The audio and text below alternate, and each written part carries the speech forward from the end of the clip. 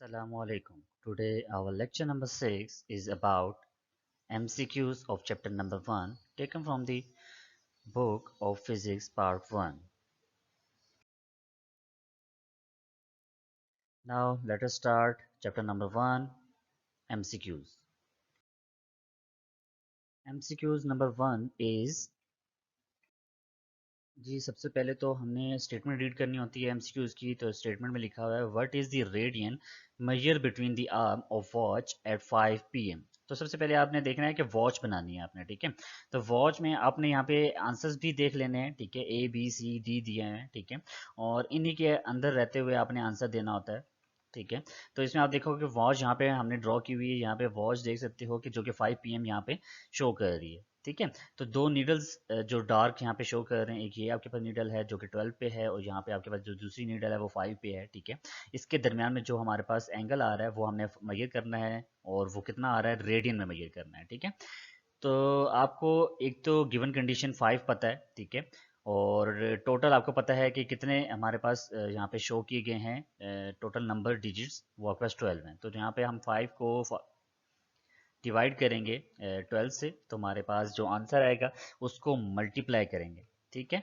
Multiply कैसे करेंगे? 2 पाई से। 2 पाई से क्यों करेंगे? क्योंकि हमारे पास टोटल जो इसमें रेडियन पाया जाता है इस पूरे सर्कुलर वॉच में, सर्कुलर वॉच है ना, तो एक कंप्लीट सर्कल कंप्लीट करता है।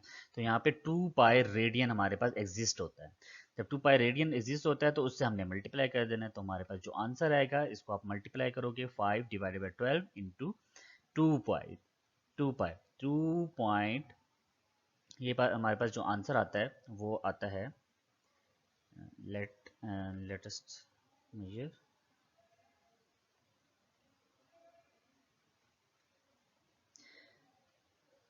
2.61। तो ये हमारे पास आता है 2.617 समथिंग आगे, ठीक है। तो आप देख सकते हो इसको राउंड ऑफ जब हम करते हैं तो यहाँ पे ये जो 2 है ये 3 बन जाता है, ठीक है। तो इसलिए हमने राउंड ऑफ क्यों किया? राउंड ऑफ इसलिए किया क्योंकि मैंने बताया था कि इसी आंसर के अंदर रहते हुए हमने आंसर को पहचानना है, ठीक है। तो यहाँ पे हमारे पास जो आंसर मैच बना वो हमारे पास 3 रेडियन, यहाँ पे सी पार्ट जो है इसका, ठीक है, ऑप्शन सी, वो इसका आंसर यहाँ पे बनता है 3 radian. Now moving toward MCQs number 2। MCQs number 2 में आपको यहाँ पे शो किया जा रहा है कि 1 डिग्री इक्वल टू। तो यहाँ पे इक्वल में ये नहीं बताया गया कि हमारे पास इसको रेडियन में करना है, डिग्री में करना है, रेवोल्यूशन में करना है, या किस में करना है, ठीक है। तो यहाँ पे आपको जस्ट लिखा हुआ है 1 डिग्री इक्वल टू, उसके ऑप्शन दिए गए हैं। ऑप्शन आपको नजर आ रहा है रेडियन में। तो ऑब्वियस सी बात है यहाँ पे क्या किया जाएगा, 1 डिग्री को रेडियन में कन्वर्ट किया जाएगा, ठीक है। तो यहाँ पे आपको एक स्केल शो किया गया है जो कि आपके पास डिग्रीज में है, ठीक है। यहाँ पे 0 से स्टार्ट होता है 90, फिर 180, फिर 270, फिर 360 तक ये ट्रैवल कर जाता है। तो आपको एक चीज़ तो पता होगा कि यहाँ पे टोटल अगर एंगल देखा जाए, ठीक है, इस सर्कुलर में टोटल जो एंगल देखा जाए वो कितना बन रहा है? 360। 360 डिग्री होता है ये, ठीक है। इसकी चीज़ के बारे में आपको पता होगा, ठीक है। अगर नहीं पता तो ये पता होना चाहिए। 360 डिग्री होता है। और अगर रेडियन की बात की जाए कि इसमें रेडियन कितना है इस पूरे सर्कुलर में, सर्कुलर रीजन जो सा बन रहा है आपके पास, इसमें रेडियन कितना आ रहा है वो आपके पास 2 पाई रेडियन के इक्वल आता है, ठीक है। तो मतलब ये दोनों इक्वल हुए क्योंकि एक ही स्केल है ना, एक ही सर्कुलर स्केल है, और उसमें आपके पास एक डिग्री जो सा डिग्री में आ रहा है वो 360 आ रहा है, टोटल 360 डिग्री कवर करता है। और अगर रेडियन में बात की जाए तो वो 2 पाई रेडियन के इक्वल आता है। तो यहाँ पे अगर मैं लिखूँ कि 2 पाई रेडियन, ठीक है, वो जो कि इक्वल बन रहा है आपके पास किसके? 360 डिग्री, ठीक है। तो मुझे क्या फाइंड करना है? 1 डिग्री। तो मैं क्या करूँगा, इस 360 को दूसरी साइड पे जाके डिवाइड कर दूंगा। तो मैंने यही किया। तो इसको मैं लिख देता हूँ 1 डिग्री, ठीक है, क्योंकि ये जब 360 दूसरी साइड पे जाएगा तो यहाँ पे 1 बच जाएगा। तो 1 डिग्री इक्वल टू 2 पाई जो कि ऊपर था हमारे पास, ठीक है, न्यूमिनेटर में था, और डिनोमिनेटर में हमारे पास क्या आ जाएगा, जो कि डिवाइड दूसरी साइड से होके डिवाइड आया, वो आपका 360 डिग्री है, ठीक है। तो मैंने जस्ट इसको डिवाइड करना है कैलकुलेटर में, 2 से वैसे ही कैंसिल करो तो वहाँ पे 180 बच जाता है। तो ये सिंपली यहाँ पे लिखोगे पाई बाय 180, ठीक है। जस्ट इसको आपने कैलकुलेटर में लिखना है और आपके पास आंसर आ जाएगा। तो वो हमारे पास आंसर आता है 0 पॉइंट, जब आप कैलकुलेटर में सॉल्व करोगे 0.1745, रेडियन। ठीक है, इसको पूरा भी लिख सकते हो रेडियन, और RAD भी लिख सकते हैं। तो ये आप देख सकते हो यहाँ पे RAD लिख दिया मैंने। तो इसका ऑप्शन क्या बना, ए ऑप्शन यहाँ पे कंप्लीट बना। तो यहाँ से यहाँ पे पता चलता है ये हमारे पास करेक्ट ऑप्शन यहाँ पे ए है। Now moving toward MCQs number 3। तो यहाँ पे MCQs नंबर 3 जो हमें शो किया जा रहा है, the matrix prefix for 0.000001 is. तो हमारे पास इसका आंसर क्या यहाँ पे होता है, तो वो हमें यहाँ पे बताना है। तो यहाँ पे आपको एक चीज़ यहाँ पे मैं राइट करके बताता हूँ ताकि आपको चीज़ पता चल जाए। 0.0102 3 4 एंड 5, लास्ट में 1। ठीक है, तो ये हमारे पास ऑप्शन था। तो यहाँ पे हमने देखना है कि इसमें हेक्टो आता है, डेका आता है, या माइक्रो आता है, या नैनो आता है। ठीक है, इसमें से हमने चूज़ करना है। तो यहाँ पे आप देखोगे जब भी हम पॉइंट को, क्योंकि पॉइंट यहाँ पे मौजूद है, ठीक है, ये आपको पॉइंट नज़र आ रहा है, पॉइंट यहाँ पे मौजूद है। जब भी हम पॉइंट को एक चीज़ देखना, पॉइंट के बारे में बता रहा हूँ, अगर मैं लेफ्ट से राइट की तरफ जाता हूँ, पॉइंट को शिफ्ट करता हूँ, लेफ्ट से राइट की तरफ पॉइंट को शिफ्ट करता हूँ 1 बाय 1, तब हमारे पास पावर जो 10 की पावर आएगी ना, ठीक है, उसमें हम एक एक करके माइनस करते जाएंगे। -1, -2, -3, जितना जितना हम शिफ्ट करते जाएंगे, स्टेप कदम उठाते जाएंगे लेफ्ट से राइट की तरफ, तब हम माइनस करते जाएंगे पावर में, -1, -2, -3, -4। ठीक है, और इसी तरह जब हम जाते हैं राइट से लेफ्ट की तरफ, ठीक है, तब हम क्या करते हैं पावर में एक 1 बाय 1 प्लस करते जाते हैं। ठीक है, 1 1 2 3 4 5 6, ठीक है, इस तरह। तो ये चीज़ आपने याद रखनी है, इस रूल को, रूल नंबर 1 इसको आप कह लो बेशक। ठीक है, इस रूल को आपने याद रखना है। जब हम पॉइंट को शिफ्ट करते हैं फ्रॉम लेफ्ट टू राइट, तो आप पावर में माइनस करते हो, और जब राइट से लेफ्ट की तरफ जाते हो तो हम पावर में प्लस करते हैं। ठीक है, तो यहाँ पे हमने क्या करना है, लेफ्ट से राइट की तरफ जाना है। ये 1 पॉइंट, यहाँ से 2 पॉइंट, ठीक है, यहाँ से 3 पॉइंट, यहाँ से 4, यहाँ से 5, लास्ट में यहाँ से 6।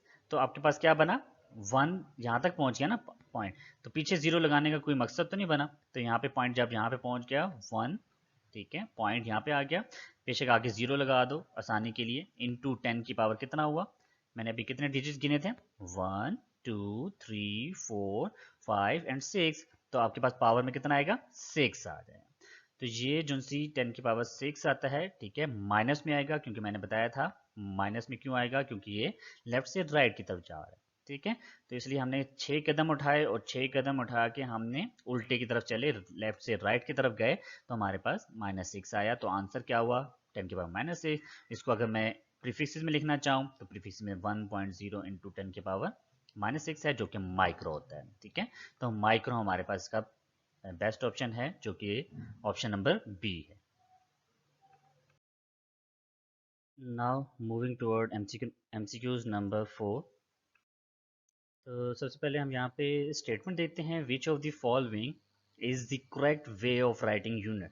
तो हमारे पास पूछा जा रहा है कि इन चारों में से कौन सा हमारे पास बेस्ट ऑप्शन है जिसमें सही तरीके से यूनिट लिखा गया है, करेक्ट मतलब वे से यूनिट को हम राइट कर सकते हैं। तो यहाँ पे सबसे पहले 1 बाय 1 हम यहाँ पे देखते हैं। ए को, ए में हमारे पास लिखा हुआ है 71 न्यूटन। तो यहाँ पे आप देख सकते हो कि यूनिट को स्टार्ट जब किया गया है उसका पूरा नाम लिखा गया है। ठीक है, पूरा नाम हम लिख सकते हैं, लेकिन जब पूरा नाम लिखते हैं तब हम उसके जो स्टार्टिंग लेटर है वो कोई भी इसका लेटर कैपिटल नहीं हो सकता। ठीक है, तो इसको स्मॉल एन से शुरू कर सकते हैं। अगर हमने कैपिटल एन लिखना है तो हम कैपिटल एन सिर्फ सिंबल लिख सकते हैं। ठीक है, जब हमने उसका पूरा नाम लिखना होता है किसी यूनिट का, तो वो हम स्मॉल लेटर्स में ही लिखते हैं, तो ये नहीं हो सकता। ठीक है, दूसरा हम देखते हैं बी को। बी में हम देख सकते हैं कि हमारे पास 12 मिली मीटर माइक्रो सेकेंड लिखा हुआ है। ठीक है, 12 मीटर माइक्रो सेकेंड, कभी भी ऐसा पॉसिबल नहीं हो सकता कि माइक्रो दरमियान में यहाँ पे यूज़ किया जाए, तो इसलिए हम यहाँ पे यूज़ नहीं किया जा सकता। दूसरी बात, यहाँ पे स्पेस भी नहीं दी गई। ठीक है, स्पेस भी दी जा सकती है और माइक्रो सेकेंड्स के साथ लिखा जाता है। और अगर मीटर के साथ माइक्रो लिखा गया है तो वो आप देखोगे कि यहाँ पे शुरू में लगाया जाएगा। ठीक है, तो ये हमारे पास भी रॉन्ग यूनिट कंसिडर किया जाता है। इसी तरह यहाँ पे हमारे पास जो आंसर है और हमारे पास जो यूनिट है उसके दरमियान में स्पेसिंग नहीं है। स्पेसिंग का जो इफेक्ट है वो भी यहाँ पे देखा जा सकता है, तो ये भी हमारे पास करेक्ट यूनिट नहीं है। ठीक है, लास्ट हमारे पास डी ऑप्शन बचता है जिसमें 43 किलोग्राम मीटर पर क्यूब है। ठीक है, तो यहाँ पे पर मीटर क्यूब भी कह सकते हैं, मीटर पर क्यूब, मीटर M-3 भी कह सकते हैं। ठीक है, तो ये हमारे पास करेक्ट यूनिट है। इसमें आप देख सकते हो कि हमारे पास किलोग्राम और इसमें स्पेस दी गई है, इसमें भी स्पेस दी गई है। ठीक है, यहाँ पे अलग से यूनिट उसका पावर लिखी गई है। तो ये हमारे पास इसका करेक्ट आंसर है, तो डी हमारे पास करेक्ट ऑप्शन है इसका। ठीक है, इसको हम डिफरेंट कलर से मार्क कर देते हैं ताकि आपको आसानी हो जाए। डी हमारे पास इसका करेक्ट ऑप्शन यहाँ पे शो किया जा रहा है। Now moving toward MCQs number 5। तो स्टेटमेंट हमारे पास लिखी हुई है, a student measure a distance several times. तो हमारे पास एक स्टूडेंट है जो सेवरल टाइम उस एक डिस्टेंस को मेजर कर रहा है। ठीक है, और जो सी रीडिंग है वो इनके दरमियान में पाई जा रही है 49.8 सेंटीमीटर एंड 50.2 सेंटीमीटर के दरमियान में वो वैल्यू आ रही हैं सारी जितनी भी उसने मेजर की है। ठीक है, वो बताया नहीं है कितनी मेजर की हैं, लेकिन ये बताया कि इनके दरमियान में ही एग्जिस्ट कर रही है। ठीक है, this measurement is best recorded at. तो हमारे पास जो बेस्ट रिकॉर्डेड मेजरमेंट होगी वो क्या हो सकती है अगर हमारे पास ये रेंज दी गई है। ठीक है, तो हम क्या करेंगे, ऑब्वियस सी बात है 50.2। तो यहाँ पे मैं आपको लिख के भी दिखा देता हूँ कि अगर हम इसको करना चाहें तो वो हम कैसे करेंगे कि हमने मेजरमेंट है 50 जो मैक्सिमम मेजरमेंट है। ठीक है, 50.2 और इसको प्लस कर दिया जाएगा 49.8। ठीक है, इन दोनों को प्लस कर दिया जाएगा, तो एवरेज निकाल लें इसकी डिवाइडेड बाय 2। तो आंसर हमारे पास आ जाता है 50। तो आंसर हमारे पास आता है 50.0। ठीक है, और ये तो हमारे पास ये होगी। इसकी एरर कितना हो सकता है, इसमें हम प्लस करें या माइनस करें तो हम किस वैल्यू पे पहुंच जाते हैं। तो अगर मैं प्लस इसके अंदर प्लस करूं पॉइंट, इसको पॉइंट यहाँ पे रिप्रेजेंट करता हूँ 0.2। ठीक है, प्लस 0.2 करूँगा तो ये हमारे पास बन जाएगा 50.2। तो ये हमारे पास मैक्सिमम रीडिंग आ जाएगी। अगर इसी 50 पॉइंट में हम जो 50.0 है इसी में हम माइनस कर दें 0.2 को, तो आप देख सकते हो कि हमारे पास जो आंसर है वो आता है 49.8। तो वो जो कि मिनिमम आंसर है। तो हम मतलब ये है कि हम इसकी मिड वैल्यू पे पहुंच गए हैं। तो हम इसको लिख सकते हैं कि 0 प्लस माइनस 0.2। तो ये हमारे पास एरर है और ये हमारे पास क्या है, उसकी रीडिंग है जो कि हम एक करेक्ट बेस्ट वे में इसको लिख सकते हैं। तो इसका आंसर जो करेक्ट बन रहा है, ऑप्शन बन रहा है वो सी बन रहा है। बाकी हमारे पास कोई ऑप्शन इसका करेक्ट नहीं। ठीक है, ये भी आंसर गलत है, ये भी आंसर गलत है। Now moving toward MCQs number 6। तो MCQ नंबर 6 जो कि है the percentage uncertainty in the measurement of. तो हमारे पास एक मेजरमेंट दी गई है, उसमें हमने परसेंटेज अनसर्टेनिटी निकालनी है। ठीक है, ये यूनिट इसका मीटर है, तो इसको हमने देखना है कि परसेंटेज अनसर्टेनिटी निकालते कैसे हैं। और यही परसेंटेज अनसर्टेनिटी आगे भी यूज़ की जाएगी और उसको यहाँ से आप देख लेंगे कैसे निकाली जाती है। इसको हमने जब हम लेक्चर्स कर रहे थे चैप्टर 1 के, ठीक है, तो उसमें आप देख सकते हो कि ये लेक्चर 2-3 में होगा समथिंग में। तो उसमें हम अनसर्टेनिटी में देखा था कि हम अनसर्टेनिटी कैसे फाइंड करते हैं, वो भी परसेंटेज अनसर्टेनिटी। ठीक है, तो परसेंटेज अनसर्टेनिटी फाइंड करने के लिए हमारे पास मेजरमेंट दी गई है, उसकी हमारे पास एरर दिया गया है। तो हम सबसे पहले ऊपर एरर लिखेंगे। ठीक है, 0.25 जो कि मैंने यहाँ पे लिख दिया।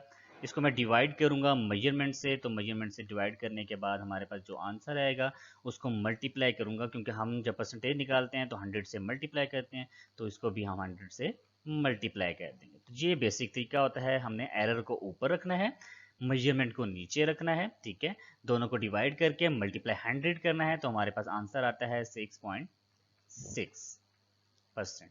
ठीक है, तो ये हमारे पास इसका करेक्ट आंसर आता है जो कि ऑप्शन नंबर बी। ठीक है, तो ये हमारे पास परसेंटेज अनसर्टेनिटी फाइंड करने का एक मेथड था जो कि आपको यहाँ पे बता भी दिया गया। ठीक है, जिससे आप डिफरेंट मेजरमेंट की परसेंटेज अनसर्टेनिटी फाइंड कर सकते हैं। Now moving toward MCQs number 7।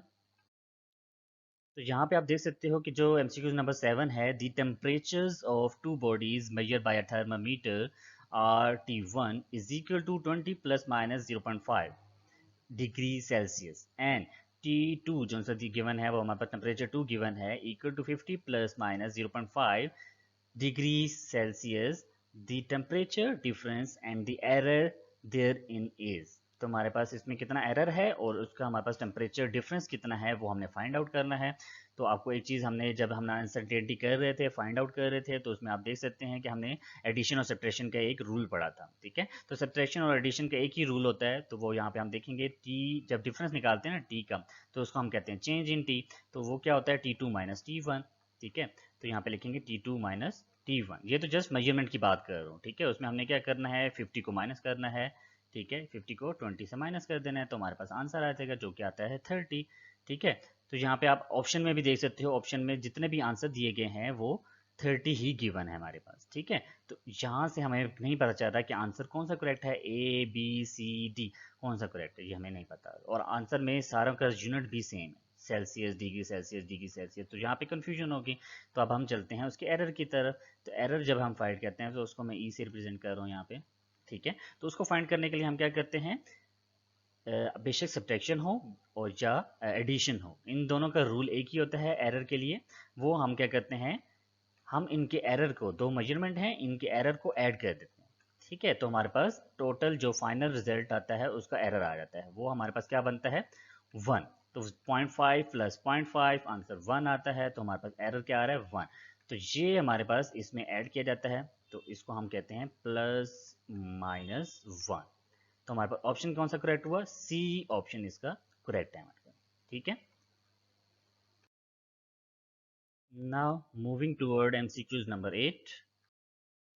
तो यहाँ पे आप देख सकते हैं कि हमारे पास एमसीक्यू नंबर 8 गिवन है, जो कि सिर्फ वैल्यूज़ गिवन है, और दो वैल्यूज़, दो मेजरमेंट्स आपस में मल्टीप्लाई हो रही हैं, उनकी अनसर्टेनिटी गिवन है। लेकिन ये कौन सी अनसर्टेनिटी मौजूद है यहाँ पे, परसेंटेज अनसर्टेनिटी। तो हम रीड आउट करते हैं, 5.0 meter plus minus 4% uncertainty into 3.0 second plus minus 3.3% uncertainty. दो वैल्यू आपके पास मल्टीप्लाई हो रही हैं मीटर सेकंड में। ठीक है, तो आप देख सकते हो कि हमारे पास दो वैल्यूज़ को हमने जब मल्टीप्लाई करना होता है, तो उसकी अनसर्टेनिटी फाइंड करने के लिए हमने लेक्चर्स में, ड्यूरिंग जब हम लेक्चर कर रहे थे, उसमें हमने इस चीज़ को सीखा था। तो हम इसको यहाँ पे अप्लाई कर देते हैं। तो यहाँ पे आप देख सकते हैं कि हमारे पास जो एमसीक्यू नंबर 8 है, उसमें हम देखते हैं कि जब हमने कोई वैल्यू फाइंड करनी है, तो वैल्यू कैसे फाइंड करेंगे, 5 को मल्टीप्लाई कर देंगे 3 से। ठीक है, तो हमारे पास आंसर कितना आता है, 15। तो इसमें आप देख सकते हो कि आंसर सारों के 15 ही आ रहे हैं, 15 15 15 15। ठीक है, तो इससे हमें नहीं पता चल रहा कि हमारे पास अनसर्टेनिटी क्या आएगी। तो अनसर्टेनिटी जब हमारे पास दो चीज़ें मल्टीप्लाई हो रही होती हैं, तो हम उनकी परसेंटेज अनसर्टेनिटी, कौन सी, परसेंटेज जो एरर होता है, और परसेंटेज एरर हमने फाइंड करने का तरीका भी देख लिया कि हमारे पास जो मेजरमेंट होती, जो हमारे पास एरर होता है उसको डिवाइड कर दिया जाता है मेजरमेंट के साथ, तो हमारे पास परसेंटेज अनसर्टेनिटी आ जाती है। ठीक है, मल्टीप्लाई 100 भी करना होता है। तो परसेंटेज ऑलरेडी गिवन है हमारे पास, तो परसेंटेज को हमने जस्ट ऐड करना है। ठीक है, तो परसेंटेज अनसर्टेनिटी को हमने ऐड कर देना है, तो हमारे पास आंसर आ जाता है, वो हमारे पास टोटल आंसर का एरर होता है। ठीक है, तो ये हम देख सकते हैं कि ये हमारे पास आता है 7.3। अगर ऐड किया जाए तो 7.3% इसके जो अनसर्टेनिटी फाइंड की है हमने, वो हमारे पास आ जाती है। ठीक है, तो ये हमारे पास परसेंटेज। तो यहाँ पे इसको हम यहाँ पे राइट डाउन करेंगे, जो कि प्लस माइनस में होगा, प्लस माइनस 7.3। ठीक है, परसेंटेज। तो यहाँ पे आप देख सकते हो कौन सा ऑप्शन है, ए ऑप्शन तो ऐसा नहीं है, बी ऑप्शन ऐसा है। ठीक है, तो ऑप्शन बी इसका आंसर आ रहा है, तो ये हम देख सकते हैं यहाँ पे 7.3 यहाँ पे लिखा हुआ है। ठीक है, तो आज का लेक्चर हमारा यहीं तक ख़त्म होता है। उम्मीद है कि ये लेक्चर आपको अच्छे से समझ आया होगा। Thank you.